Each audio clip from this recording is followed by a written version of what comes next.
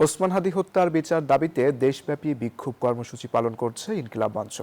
এ নিয়ে বিস্তারিত জানাতে আমাদের সঙ্গে যুক্ত হচ্ছেন সহকর্মী নয়ন বড়ুয়া জয়। জয়, দাবি দেওয়া নিয়ে কি বলছেন বিক্ষোভকারীরা, জানাবেন। ধন্যবাদ শাহরিয়ার অঙ্কুর আপনাকে। জুমার নামাজের পরপরে কিন্তু আমরা দেখেছি চট্টগ্রাম আবার উত্তাল হয়েছে হাদী হত্যার বিচারের দাবিতে ইনকিলাব মঞ্চের যারা সদস্য রয়েছেন তারা কিন্তু বিক্ষোভ সমাবেশ শুরু করেছেন।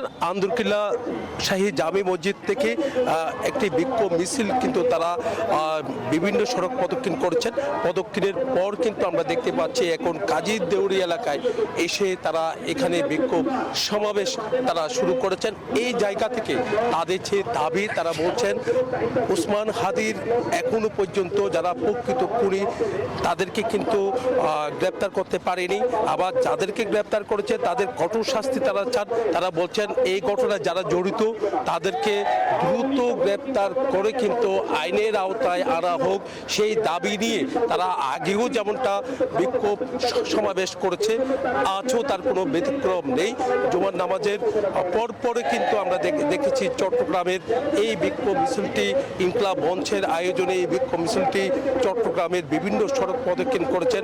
একই সাথে কিন্তু আসলে এখানে মুক্তিকামী জনতা তাদের সাথে যোগ দিয়েছেন। আইন শৃঙ্খলা বাহিনী তারাও কিন্তু সতর্ক অবস্থানে ছিল।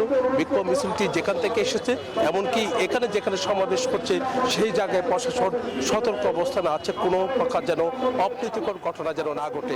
এই ছিল আমার এখানকার সর্বশেষ। ফিরে যাচ্ছে স্টুডিওতে অঙ্কুরের কাছে। জয়, আপনাকে ধন্যবাদ।